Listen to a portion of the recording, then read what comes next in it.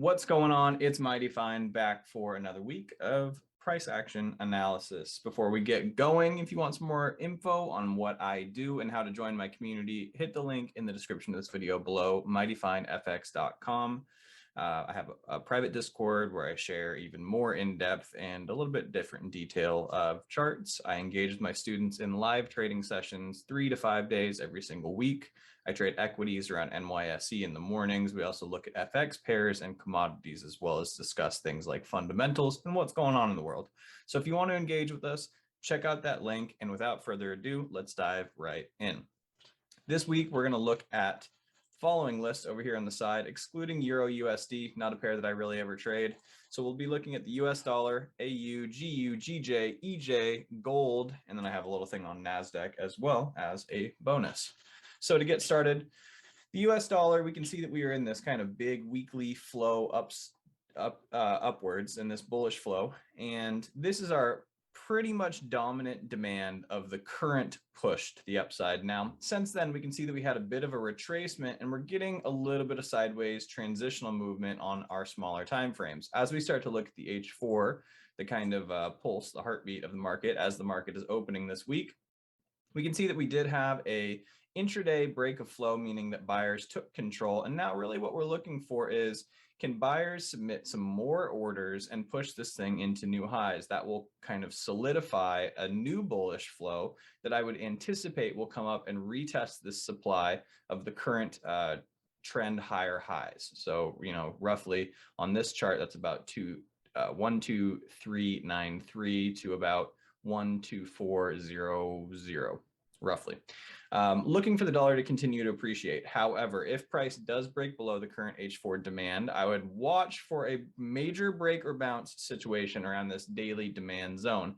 And if price goes below that, I think we're going to see some heavy dollar selling heading into this week. I don't really anticipate that that's going to happen, even with all the shock around FOMC and Fed interest rate discussions over the past week or two. The dollar's been pretty resilient and been very bullish, pushing well to the upside, probably because it's acting as a safe haven during this geopolitical conflict in Eastern Europe. So all fundamentals aside, technically, I see this thing continuing to go up so long as we see a new push above this current H4 supply here on 12338. So looking for bullish flow to break into new trend highs. Anything below the daily demand, we would change our bias to a intraday, intraweek bearish outlook. Moving on to AUDUSD. This one's been a bit counterintuitive lately. As the dollar's been really strong, Aussie dollar has been even stronger. And this thing's been moving up pretty steadily, all things considered. So Aussie dollar, very strong right now. This red line represents your kind of overall leg. It provided this big weekly break of flow, and that's an important thing to happen. We see that price came back down and retested that demand that provided that weekly break of flow. And now we're seeing this big push to the upside from last week. Really, I think the important thing here is, can it get above this supply? If price action can get above this, 74424 region and create new flow highs, then I would anticipate that we're going to get a new expansion phase and just start trending upwards, maybe into the 75555 region. This is a little liquidity pocket from a higher time frame, or even higher.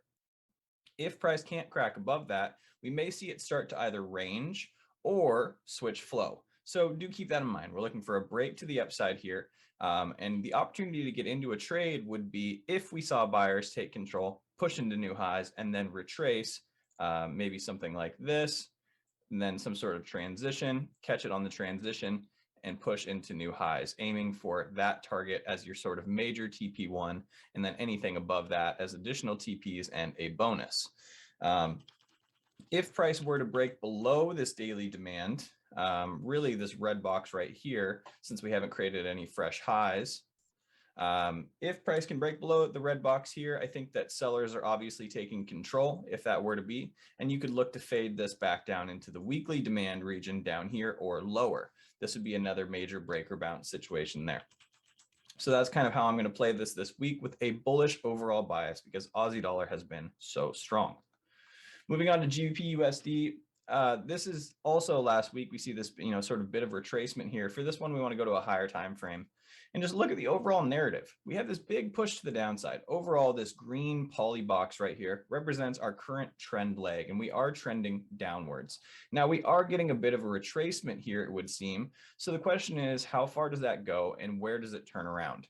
Be cognizant that we are in a retracement if you are looking to take long trades. I do think that this daily break of flow is very important here. And if on our intraday timeframes, we see this bullish flow continue to the upside, I think you can trade this into roughly the 13400 region up here where this next major supply is, and then watch that for another break or bounce situation there. So long as price can, really stay above the demand that gave us this push to the upside. And I think that's over here around 1.30400-ish. If price can stay above that, I think buyers are still in control, but it's been pretty choppy and pretty ugly. I'm not going to be prioritizing this pair personally for the week. But if I had to give an immediate bias, I would say so long as we can stay above this current intraday demand right here around 1.31108, then I would anticipate that buyers are going to maintain control and push into new highs. I would look to take longs towards this area if we break into a new high here above 1.32104. A bit choppy, a bit messy, like I said, not really going to be prioritizing this one this week.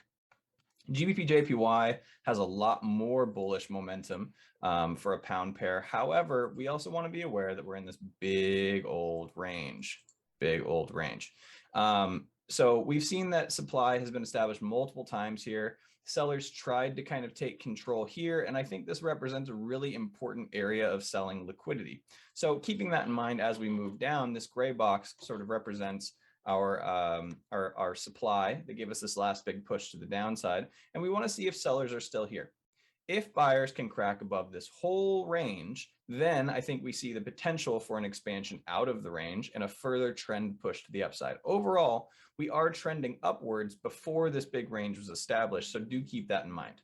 Buy orders have been submitted here, here, and here, and we can see there's been a lot of momentum as a result of those orders coming into the market, meaning there's a lot of money behind these moves. So things that I'm going to be watching. Number one, this is sort of I didn't have this as my daily demand. We'll look at this on a smaller time frame. This is your daily demand all the way down here where these orders really came in. We haven't had any retracement since that daily break flow, but we are in a very precarious supply region up top. So I would trade this one a little bit closer to the vest, trading on intraday timeframes. As we come in to look at this, we can see that we have this pretty clear H4 demand here, right? Bit of sideways. A little bit of profit taking, new orders came in, and then we got a flow expansion to the upside. If we got a retracement relative to this leg right here, I think that could present a continuation opportunity into the 15800 region up top.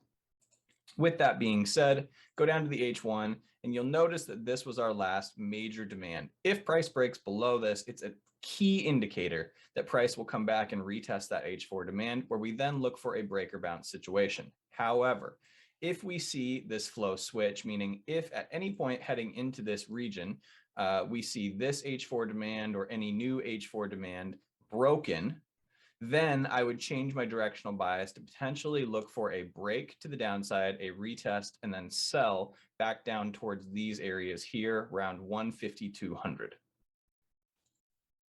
Cool. Moving on to EJ. A pair that has been quite clean and pretty fun lately. Looking over here at the weekly time frame, we can see that we have a bit of this push to the downside, and we're now coming back for this retest after we expanded the trend on downwards. There's a really beautiful little backtest situation that we'll look at here in just a moment. But overall, our trend bias is downwards. Now, the past couple of weeks have been a very sharp retracement against that as yen has lost some strength. Looking at the daily chart, we can see that it's kind of rounding off right now. And we're coming into that weekly supply, the very top of that area that gave us this leg to the downside. So in this area, I'm watching for a break or bounce situation. If I were to see something like a intraday time frame, the H4 and the H1 transition into bearish order flow from this region, I would look to ride that back down into new lows below 124.370 about, right? The lows of this leg right here. So I would look to try and catch a pro trend move to the downside. Now, if price action breaks above this supply level, then my bias for selling kind of goes out the window, and I want to reassess what a pullback relative to this buying pressure might look like. But overall, I do have a bearish bias heading into this week for this, so long as we see an intraday transition coming from this green supply region from the weekly. Keep that in mind. Very major situation here. If you do see a bearish flow switch, I think a fade to the downside into potentially new lows, or at least the sort of 126 region, would be a very good idea. Let's move down to the H4 real quick and get a look at that. Great back test situation here. We saw this daily break of flow, and then price came back in and gave us a nice retest. I'll let you dive into that yourself, but just put a circle over this area here, and you will see that there was a nice little break and retest after that daily break of flow that provided a really good opportunity. And it was a double-digit risk reward situation for last week. I believe it was 1 to 20 or 1 to 30. More currently, I have this marked out as my H4 demand where we got this last push. We've kind of just been sitting sideways, like I said earlier, just kind of been rounding off, seeing a loss of momentum. So need a little bit more data here, but I've included some arrows to indicate my directional bias. We have a pretty major breaker bounce situation here. I'm looking for price to break past these flow highs and engage with this green area where we then have a breaker bounce situation. Above the green, long bias starts to come in, but it doesn't mean that we're going to play it long immediately. Wait for the pullback. If we were to see a transition within this area into bearish flow, like I said, we'll look to fade it to the downside and take shorts. If price breaks below this H4 demand, then I will look to see if sellers are taking control and if order flow establishes to the downside, where I will look for shorts at that point. Just be careful. When we see consolidation like this near one of these major supply zones, this is one of those times when the biggest players in the market are going to try and engineer some liquidity. They're going to try and get their orders in and dupe retail and smaller traders. So don't become cannon fodder. Wait for the clear signal, wait for the transition and then the retest, and you'll look for a great trade. Moving on to gold, another really interesting one here this week. I think that we, it's been a wild ride with all this geopolitical shit that's been coming in recently. I've got this little note for you on this one, actually. And we can see that we had this huge bullish explosion, bit of a retracement now. And essentially what I'm looking for based on this chart is, do we get an intraday or a day-to-day transition into bullish flow at any point? And can we stay above this weekly demand? As we look at the daily chart, we can see that we had a very strong instance of buying from the last push right here, right? Really big orders that resulted in a new leg to the upside. And now we're seeing this kind of buying, major reaching wick right here, and a little bit of an intraday transition. When we look at the H4, we have an H4 break of flow, very clear level of demand. And I've got these two indicators here looking at this pretty important breaker bounce in my opinion. Now, if price goes below this, I wouldn't look to necessarily sell it just because you're selling directly into that weekly demand and you don't want to get caught up in the BS. With that being said, if price were to retest this area and then transition again, maybe on the M15, M30, H1, I would look to take it at least into this 1947 to 1950 region here or higher. If price can break above this, we're going to see an expansion up towards this liquidity or even up into the all-time highs from this trend push. So do keep that in mind. I am leaning long on this because it is a safe haven during all this geopolitical mess in Eastern Europe. And well, hopefully it continues to function as said safe haven. We just need to see buyers take control. They have started this transition. The question now is, will they put in new orders? Will this create an order flow to the upside? And how can we handle that? Anything below the weekly demand, my bias changes. I would look for a break and retest to the downside relative to the trend leg that broke that weekly demand in that case. Again, just looking at the contrarian side of things, I have a long bias overall, so long as these levels are honored within the week. Last but not least, Nasdaq. Beautiful, beautiful, beautiful trade last week. We broke right under this daily demand. We had a bit of liquidity engineering, and with my live trading session last week, I helped them navigate into this position live, called it out beforehand, told them where I would execute, very small stop loss. It ended up running about 1 to 40 risk to reward last week, which was fantastic, gave a good return, and it was really the only major trade that I took last week. Now, After that, on Friday, we saw this huge push to the upside, and I'm looking for a retracement relative to this leg right here, relative to this whole thing. The first area that I want to watch is this H4 demand. Will price retest this and give us a intraday transition into bullish flow? If so, look to break into new flow highs. If price breaks below this H4 demand, I may look to just take a short intraday, but keep in mind that we have a very strong level of demand that created this push and this break of flow here. Okay, looking at the daily just one more time, we can see that this was sort of the major order set that gave us this leg to the downside. We've now broken daily flow with that push to the upside. We need a retracement relative to this leg, and I'll look to take those plays around NYSE. That's generally when I trade Nasdaq. And this isn't a pair that I usually talk about in this YouTube series, but I see this as a very good potential opportunity, and I wanted to share it with you guys. This is what I look at day to day. Nasdaq is my morning bread and butter. And that's it for weekly analysis this week, guys. I hope you enjoyed. Again, engage with me. Give this a like, give this a thumbs up, drop me a comment below to know that you are engaging with me so other people can see this and it comes up on search pages and such. If you want more information, check out my Instagram, check out my website, and until next week, trade safe, be smart, and have fun. Peace.